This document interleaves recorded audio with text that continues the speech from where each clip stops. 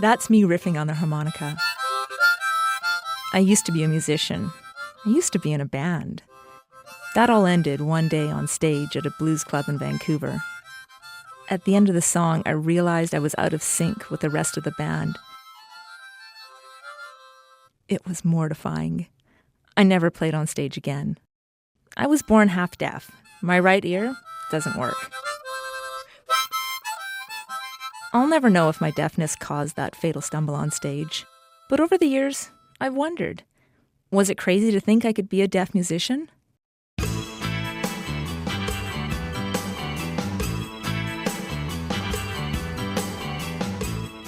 Well, I grew up in a musical family, and music was always around us. My parents would often play all of the music that they loved from the 60s and 70s. You know, it was not uncommon to hear the Rolling Stones or the Beatles or any of those bands in my household. Sean Forbes lives in Detroit, Michigan.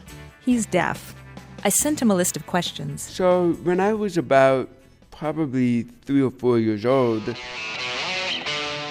my mom would often play songs in the car, and, she would lip sync songs, and, music was always around us, but it wasn't until my parents realized that I was following music, and what I was doing was I was repeating the drum pattern on my thighs. I was drumming along to it on different parts of the car. I'd be banging on, and my foot would be going, and when my mom saw that, she was like, he's following the rhythm of the music perfectly. So perfectly, his parents got an idea. They decided when I was 5 years old to buy me a drum set for Christmas.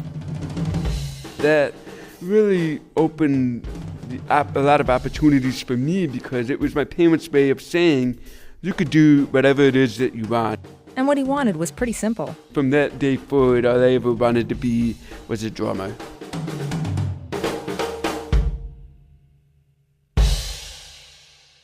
In another time and another place, a youngster named Evelyn Glennie was also just discovering music.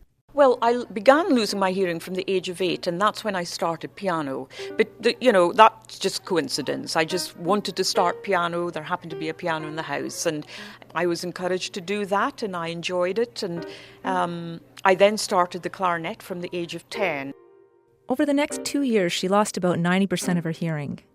But being profoundly deaf didn't deter her. From the age of 12, I was then introduced to the school orchestra, and I was just so enthralled by that. I really was.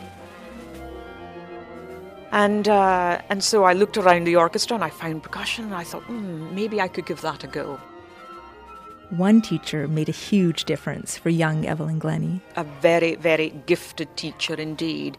And one day he said, well, heavens, Evelyn, these drums, they're extremely resonant. Can you actually feel them through any part of your body? And he struck a timpani, I think it was, and I put my hand on the wall and I said, actually, I can feel that from perhaps my fingertip to part of my palm or something. And then he tuned it to another note, and wow, I could feel it in a different part of my hand. And we went on like that, and that was really the beginning of discovering that actually my body really is a huge ear.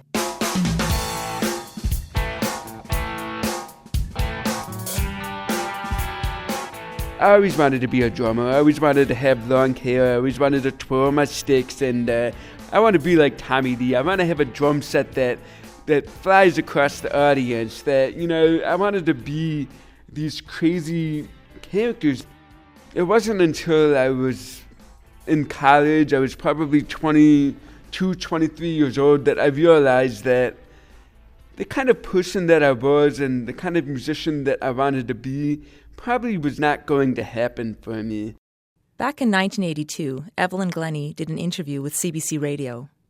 And in that interview, she admitted to some of her own misgivings.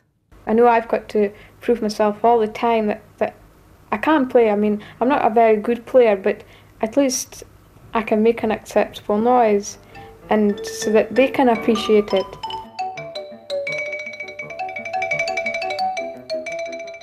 All I want to do is just to play all the time. I would actually like to play in an orchestra, but I know problems it would be playing in a professional orchestra. but doing solo work is great fun, and that's just what I want to do.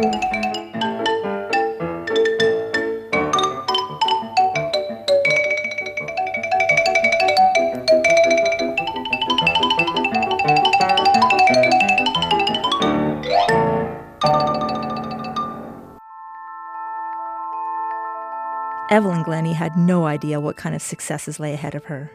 Grammys, albums, performing in the 2012 Olympic opening ceremonies. And on top of that, a few years ago, she became a Dame Commander of the British Empire. But I still don't get it. How does a deaf musician do it?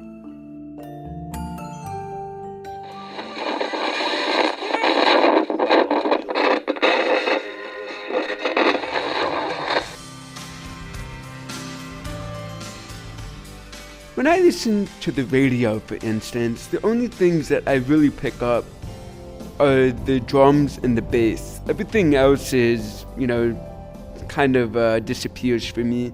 I can hear the vocal depending on where the vocal is placed in the mix. Often for my own mixes, we place the vocals out in front so that I can hear them, and so that the majority of my audience, which are deaf people, can experience my music as well. I feel, for example, if we imagine high sounds, a lot of them are felt in the upper parts of the body, so the scalp, your cheekbones, even your teeth, actually, your neck, your breast, and so on. A lot of the low sounds are felt in the lower parts of your body. Even Beethoven, when he lost his hearing, he still had that instinct to go to his keyboard, to put his mouth against the keyboard itself in order to feel these things.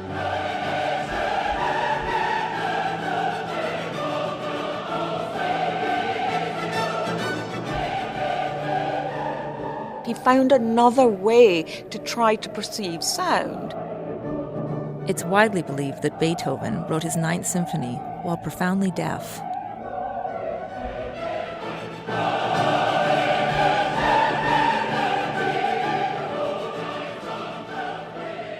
That was a time when people assumed that deafness meant that, you just simply couldn't hear. But he was showing the signs that, hold on a second, I am actually feeling something, I really am.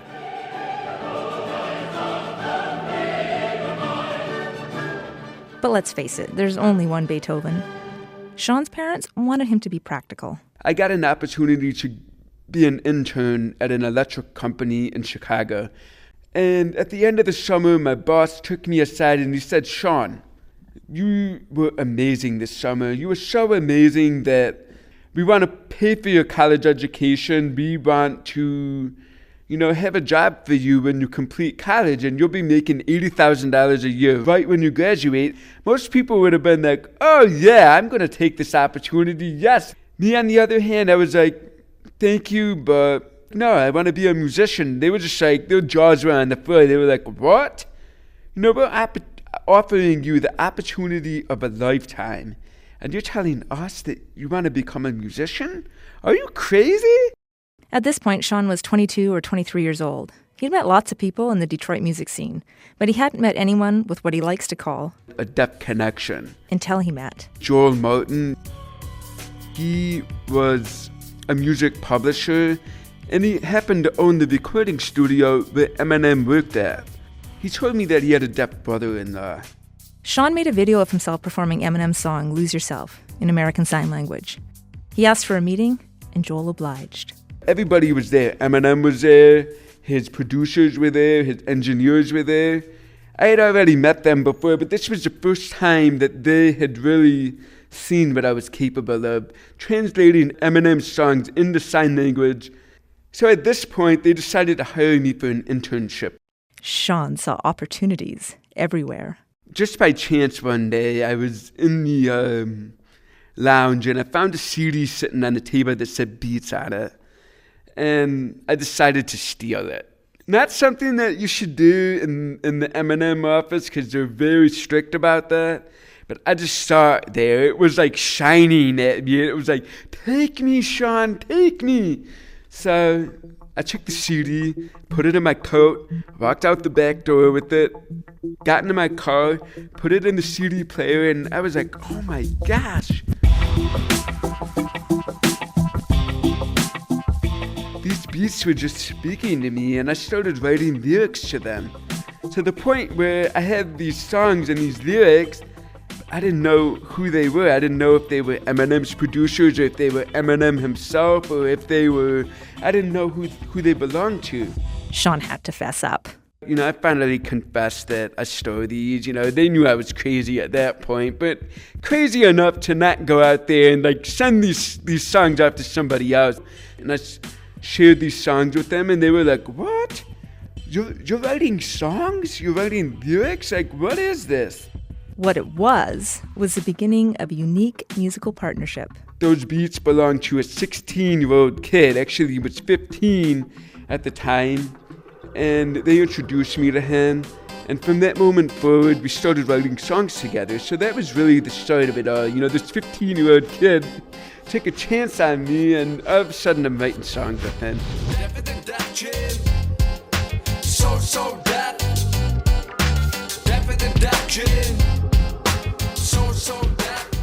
My name's Sean. They call me Scene. Got a message here I'm delivering. Look, I understand that you might be leery, getting music beats from the heart of hearing.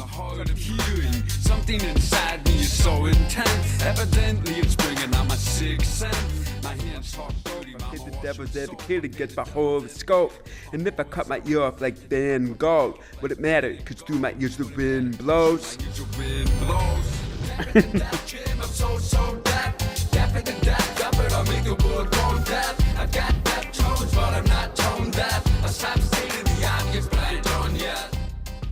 Evelyn Glennie didn't lift beats from anyone, but she did have to fight for acceptance from the music establishment.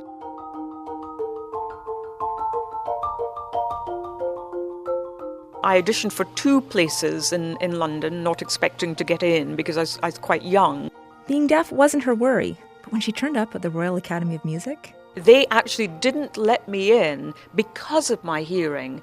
And I challenged that. I said, look, are you saying I am not getting in because of my hearing or because of my ability? If it's because of my ability, I will completely accept that and respect that. However, if it's because of my hearing, I absolutely will not accept that.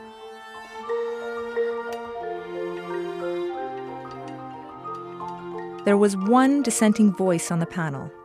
That panelist said, we need to let her in. So they gave her another chance.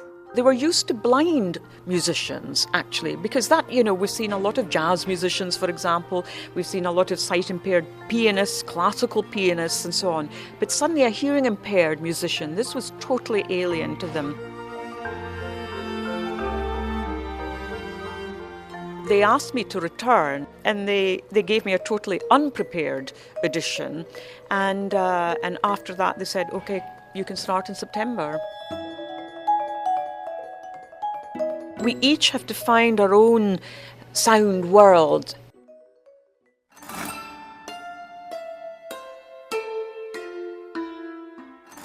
You know, for any young musician who is hearing impaired, just be aware that you are the musician who happens to be deaf. If you want to be a musician, you want to be a basketball player, you want to do all these things, be prepared to work twice as hard for it. The truth is, I've had to work twice as hard because I'm deaf, because of my speech, because of all these different things that I'm unable to do. I've had to work twice as hard to get to where I am today, and that's that. Unfortunate or unable. Don't let anything hold you back. Don't let anyone say facts are facts. Open your mind, open your eyes. You can be anything you want if you just try. You have the choice to ignore advice from those who think they know it all. They don't. As for me, I'm picking up my harmonica again. It turns out you can be deaf and be a musician after all.